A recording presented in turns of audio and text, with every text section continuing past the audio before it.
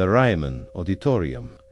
To most, it's the mother church of country music, a place where legends like Johnny Cash and Dolly Parton made history. But beneath the bright lights and legendary performances, there's a darker side to the Ryman, a side that whispers secrets long after the applause has faded. It's a story not of music, but of shadows. And it all starts with the question, what happens when the show is over and the ghosts take the stage? On the surface, the Ryman has this shiny, perfect reputation. It's a historical landmark, a bucket list destination for music lovers. But the deeper you go, the more the cracks start showing. It begins with the strange cold pockets backstage. I'm not talking about an overactive air conditioner. This is the kind of cold that crawls up your spine like invisible fingers, a sudden chill in an otherwise warm room that makes the hair on your arms stand up. Musicians, even the big names, have reported hearing things. A soft, humming melody, a woman's voice, echoing through the halls when the building is completely empty. Imagine you're the last one packing up your guitar.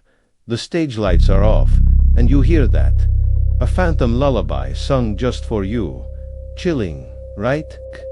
But it gets weirder. Security guards, the very people paid to make sure the building is secure and empty, have their own stories. They swear they've seen silhouettes sitting in the pews, dark figures in the dead of night, long after every single guest has gone home. They'll do a double take, shine their flashlight, and ... nothing. Just empty seats and the echoing silence. But they know what they saw. A silent audience that never leaves. And then there's the creepiest report of all. The one that makes even the most skeptical guards question what's real. It's the sound of footsteps on the catwalk, high above the main stage. Slow, heavy, deliberate steps walking from one end to the other. You can hear the old wood creaking under the weight. But when they rush to check, no one. There's never anyone there. Just the sound, and the unsettling feeling that someone was watching you from above. Every cold spot, every phantom hum, every shadow in the pews. It all pushes you to ask the same question that paranormal investigators have been asking for years. What or who is really haunting the Ryman? To understand the hauntings, we have to go back to the man who started it all, Captain Thomas Ryman. He wasn't a musician. He was a riverboat captain and a saloon owner, a man known for his rowdy, hard-living lifestyle. In the late 1800s, Nashville was a wild place, and Captain Ryman was at the heart of it. His saloons were notorious for gambling, drinking, and everything else you'd expect. He was a successful businessman, but by many accounts, not a particularly righteous one. Then, one night in 1885, everything changed. Ryman, along with a group of his rowdy friends, went to a tent revival meeting just to mock the preacher. A charismatic man named Sam Jones. Ryman's plan was to disrupt the service and have a good laugh. But something unexpected happened. As Reverend Jones spoke with fiery passion about redemption and sin, his words hit Captain Ryman like a lightning bolt. He was so moved, so profoundly changed by the sermon, that he walked to the front and dedicated his life to a new path right then and there. He wasn't just converted, he was transformed. Ryman decided that no one should have to stand in a muddy, uncomfortable tent to hear words that could change their life. He vowed to build a grand tabernacle, a beautiful place for the people of Nashville to gather and worship. He poured his own fortune into it, and together with Reverend Jones, they raised the funds to create what was first known as the Union Gospel Tabernacle. This building, born from a moment of sudden, dramatic conversion, would eventually become the Ryman Auditorium. And some say, the spirit of the captain, the man who built it, never truly left. He is often considered the Ryman's most prominent ghost, still watching over the building he created out of a profound spiritual awakening. Is he a benevolent guardian, or is there more to his story? So, Who is this mysterious Captain Thomas Ryman, the man whose spirit is said to roam the halls? Well, after his conversion, he became a completely different person. He shut down his saloons and dedicated himself to his new mission. The tabernacle was his masterpiece, but his story has a tragic end. In 1904, Ryman died unexpectedly of an illness. At his funeral, held in the very building he constructed, Reverend Sam Jones took the stage. Overcome with grief for his friend and partner, he proposed that the Union Gospel Tabernacle be renamed the Ryman Auditorium in his honor. The motion was met with a thunderous, unanimous aye. It's a touching legacy. But here's where it gets spooky. For decades, staff and performers have reported seeing the figure of a man in a Confederate-style suit, believed to be Captain Ryman himself. He's often seen in the balcony, in what used to be called the Confederate Gallery. His presence is said to be protective, but also stern. The legend goes that he gets angry when he sees performers he deems too provocative or unruly for his church. There's a famous story about the production of a risk play in the 1920s. During the performance, a loud, unexplained banging sound erupted from the walls, disrupting the show so much it had to be stopped. Many believed it was Captain Ryman making his disapproval known from beyond the grave. He built it as a house of worship, and it seems he still expects a certain level of decorum. But the captain isn't the only ghost said to walk these hallowed halls. Let's talk about the woman whose humming voice has been heard backstage. Many believe this is the spirit of a legendary performer from the Grand Ole Opry era. Well, no one knows for sure who she is. The most popular theory points to none other than Patsy Cline. Patsy had a deep emotional connection to the Ryman. She performed there many times, and it was a place where she felt truly at home. Her life was cut tragically short in a plane crash in 1963, and some say her spirit returned to the stage she loved most. People have reported seeing a figure in a white dress, resembling Patsy, wandering the halls. There's a specific dressing room, now named after her, where her presence is said to be strongest. Artists who use that room have talked about feeling an overwhelming sense of sadness or smelling the scent of her favorite perfume, gardenia, lingering in the air. Imagine being a young singer about to go on stage and feeling the spectral presence of a country music icon right there with you. Is it a comforting presence or a heartbreaking reminder of a life taken too soon? Either way, the story of the Lady in White adds another layer of haunting beauty to the Ryman's legacy. Then there's Hank Williams Sr., the hillbilly Shakespeare, a true titan of country music, but also a man haunted by his own demons. His story with the Ryman is complicated and, ultimately, tragic. He was a superstar of the Grand Ole Opry, but his struggles with alcohol and prescription drugs were well known. His behavior became increasingly erratic, and in 1952, the Opry made the painful decision to fire him. He was told he could come back when he sobered up. He never did. Just a few months later, Hank Williams died at the age of 29. His spirit is said to be one of the most active at the Ryman. Unlike the stern captain or the melancholic Patsy, Hank's ghost is described as more restless, almost agitated.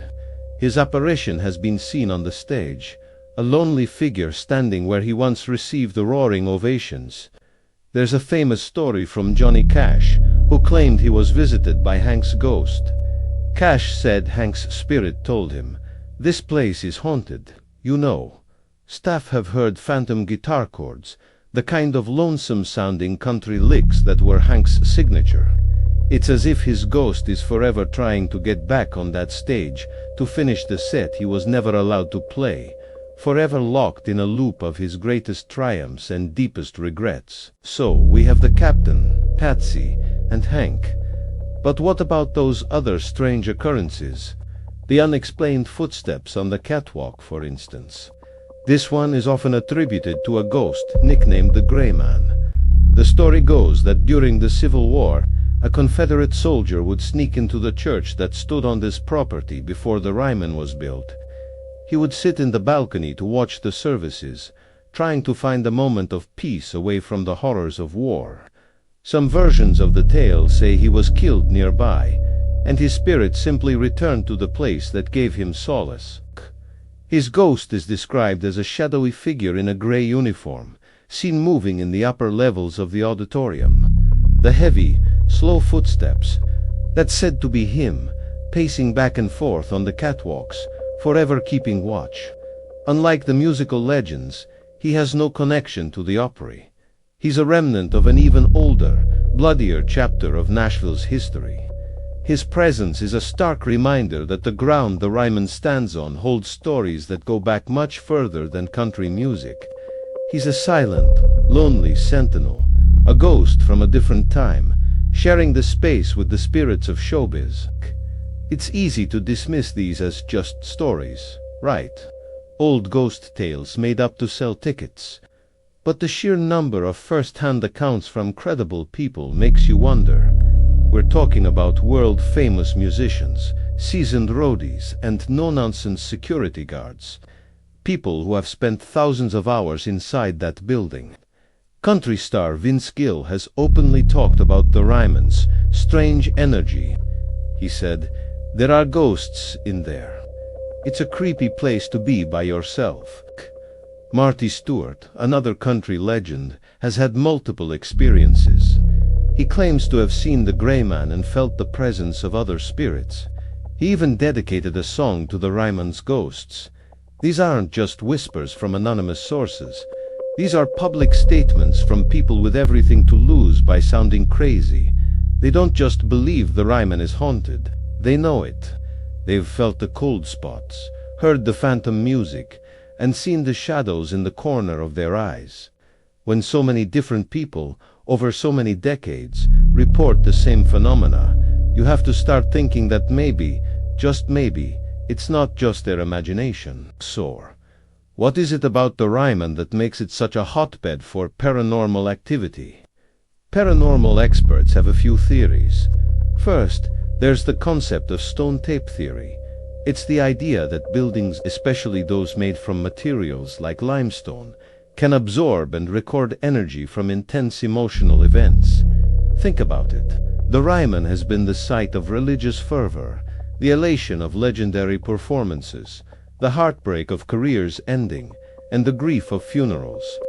All that raw human emotion, day after day, year after year, could have been imprinted onto the very walls of the building, replaying like a ghostly recording. Another theory is that it's a spiritual crossroads.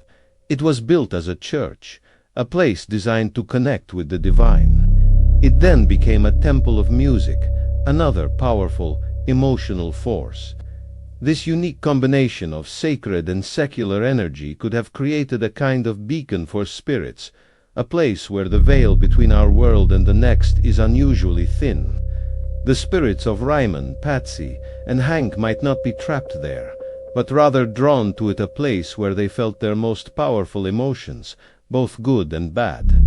It's not just a haunted house. It's an emotional amplifier, echoing the lives of those who left a piece of their soul on its stage. The Ryman Auditorium is more than just a music venue. It's a living, breathing entity, saturated with history, music, and mystery. Whether you believe in ghosts or not, you can't deny the powerful energy that fills that space. It's a place where the past feels intensely present. The spirits of the captain, Patsy Cline, Hank Williams, and the Gray Man are as much a part of the Ryman story as the music itself. They are the permanent residents, the silent audience that watches every show. So the next time you see a concert at the Ryman, or even just walk past its iconic brick walls, take a moment to listen. Listen past the music, past the applause. You might just hear the faint echo of a lonesome guitar, the soft hum of a forgotten melody, or the heavy tread of footsteps from a soldier who never left. The Mother Church of country music holds many secrets, and its greatest performances may just be the ones that happen after the lights go out. Thanks for watching. If you've ever had a spooky experience at the Ryman or another historic venue, share it in the comments below. And don't forget to like and subscribe for more deep dives into the world's most mysterious places. See you next time.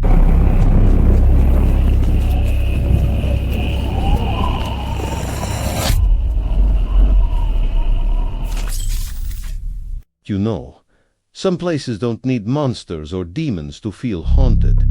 Sometimes the walls remember everything. And tonight, we're stepping into one of the most legendary, beloved, and secretly terrifying places in American music history. The Ryman Auditorium, the so-called mother church of country music, and also a place where dark secrets still echo beneath every note.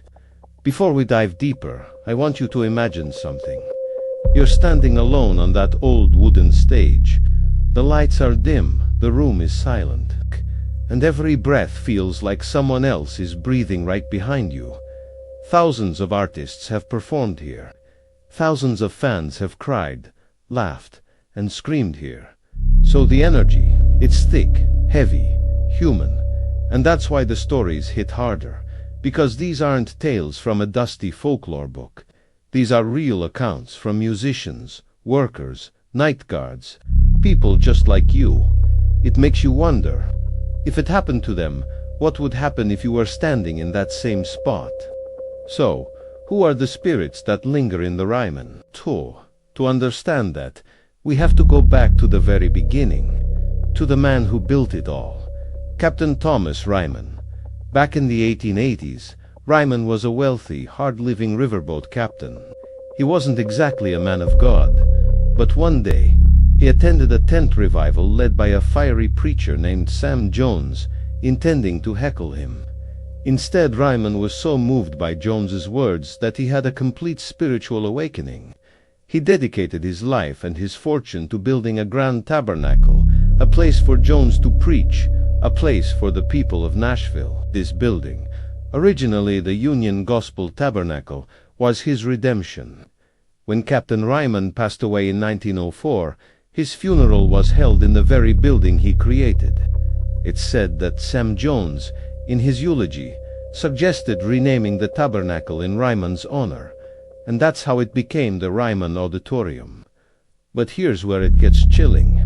Staff and visitors have reported seeing a man in a well-dressed, old-fashioned suit silently watching over the auditorium. He doesn't interact. He just observes, almost like a guardian making sure his creation is being respected. Many believe this is the spirit of Captain Ryman himself, forever tied to the building that represents his life's transformation. He's often seen in the balcony, the very same section that used to be called the Confederate Gallery, a somber reminder of the building's deep-rooted history. Imagine sitting there, watching a show, and noticing a figure out of the corner of your eye who seems out of time. But Ryman isn't the only one who never left. The Ryman's history is woven with the Grand Ole Opry, which broadcast from its stage from 1943 to 1974.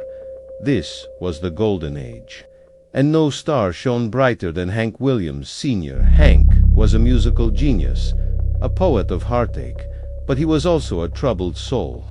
His struggles with alcohol and his unpredictable behavior led to him being fired from the Opry in 1952, a devastating blow.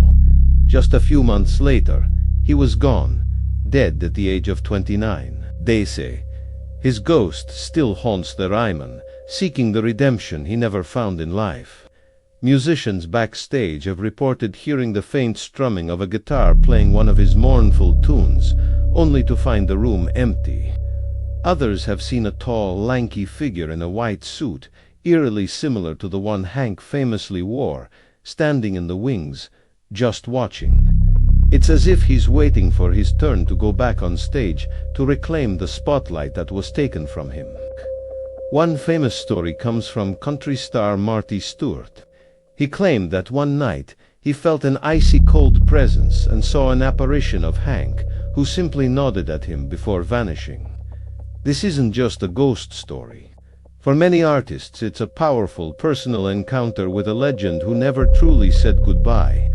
The stage that brought him fame is now his eternal green room. And then there's Patsy Cline, another icon whose life was cut tragically short. Patsy's connection to the Ryman was electric. She was the first solo female artist to become a member of the Grand Ole Opry. Her voice filled every corner of that auditorium. After her death in a plane crash in 1963, her spirit seemed to cling to the place she loved most. Performers, especially female artists, have often spoken about feeling a comforting, supportive presence in dressing room number 3, which was her favorite. They say they feel a guiding hand, a sense of encouragement right before they go on stage. There are countless reports of the scent of Patsy's favorite gardenia perfume suddenly filling the air backstage, with no explanation. Some have even heard a woman humming one of her classic songs, like crazy, echoing softly down the empty hallways late at night. One of the most famous accounts comes from singer Lori Morgan. While getting ready in that very dressing room, she felt a strong, calming energy and knew, without a doubt, that Patsy was there with her, wishing her well. It's a beautiful thought, isn't it? That even after all these years, Patsy Cline is still there, supporting the next generation of women in country music. Beyond the famous names, the Ryman has other, more mysterious phantoms. One is known simply as the Gray Man. He is believed to be the ghost of a Confederate soldier who attended events at the Ryman when it was a popular venue for Civil War reunions. He's seen in the upper balcony, the Confederate gallery, always sitting in the same seat, looking down at the stage with a somber expression. He's a silent, sorrowful figure, a relic from a different, darker time in Nashville's history. He never moves, never makes a sound. He's just there, a permanent, spectral audience member. Night watchmen have reported seeing his shadowy form in the seats long after the building has been cleared out. A chilling reminder that the Ryman's history is far more complex than just music. There's also the Lady in White. Her identity is a complete mystery. Some believe she was a performer who met a tragic end. Others think she was a devoted fan. She's been seen drifting across the stage or through the aisles, a flowing, ethereal figure.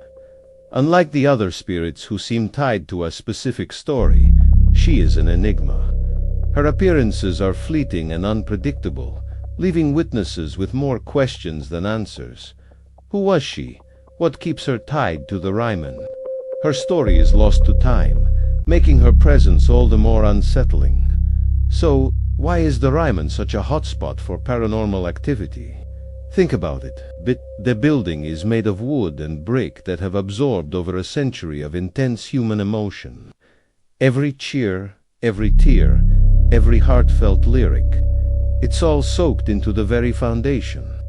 The theory of stone tape suggests that inanimate objects can record and replay past events, especially those charged with strong emotion. And what place has more emotion than the mother church of country music? The joy of a sold-out show, the heartbreak of a ballad, the ambition of a young artist, the despair of a fallen star. It's a perfect storm of spiritual energy. The Ryman almost didn't survive. After the Opry moved in 1974, the building fell into disrepair. It sat empty and dark for years, a ghost of its former self. During this time, the paranormal stories intensified. It was as if the spirits were restless, their home silent and abandoned. Thankfully, it was saved and beautifully restored. But the restoration didn't quiet the ghosts. If anything, it seems to have reawakened them. The next time you listen to a live album recorded at the Ryman or see a photo of its iconic pews, remember what lies beneath the surface. It's more than just a venue. It's a vessel of history, a sanctuary of souls. It's a place where the past isn't just remembered, it's relived every single night. The applause may fade, the lights may go down, but the spirits of the Ryman are always there, waiting for their encore. Thanks so much for joining me on this journey into the shadows of the Ryman Auditorium. If you've ever had a strange experience there, I would love to hear about it in the comments. Don't forget to like this video and subscribe for more deep dives into the hidden histories that surround us. Until next time, stay curious.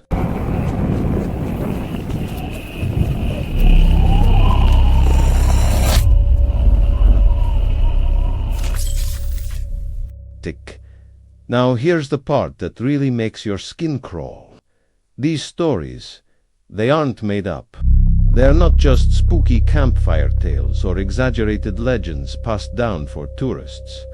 They come from documented reports from the performers themselves, from the staff who lock up late at night, from people who have spent years breathing the air inside that building. Let me give you a real-life example. A stagehand, working a late-night teardown after a show, said he saw a shadow figure walking across the upper balcony. He just assumed it was another crew member, didn't think twice about it. But then it hit him. He was the only one scheduled that night. He was completely alone in that massive auditorium. He looked back up, and the figure just paused, turned its head slightly, and then slowly faded away, like smoke dissolving into the air. And it's not just stagehands. Another musician claimed that while he was rehearsing alone on the famous stage, he felt someone brush past him, like a person squeezing by in a crowded hallway. He even instinctively moved aside. But when he turned to look, nobody was there. Not a single soul. The vast, empty hall was silent. These first-hand experiences give the Ryman's mystery its weight. You can't just laugh these off as fiction or an overactive imagination. It feels too real, too personal, and a little too close for comfort. So what exactly is it that stays behind at the Ryman when the lights go down and the crowds go home? Is it the restless spirit of a performer who loved the stage so much they never left? Is it the emotional residue left behind from decades of raw passion, heartbreak, and thunderous applause, all soaked into the very wood of the building? Or could it be something darker, something the building absorbed long before it ever became a music hall? Every hallway you walk down, every seat you sit in, every echo you hear bouncing off the walls seems to hide a clue. And the more you learn, the more you try to piece together the truth. Because the deeper you dig, the more the Ryman stops feeling like just a historic music venue and starts feeling like a living, breathing entity. A place that watches, a place that remembers, a place that maybe, just maybe, keeps a piece of everyone who passes through. So the next time you hear a classic country song being played live from the Ryman stage, listen a little more closely. Listen past the guitar and the vocals. Behind the music, there's almost always something else. A faint whisper on the edge of hearing. A subtle presence you can't quite explain. A chilling reminder that some stages never truly empty. And some stories never stop being performed. If you're brave enough, maybe one day you'll stand on that stage yourself. And who knows, maybe you won't be standing there alone.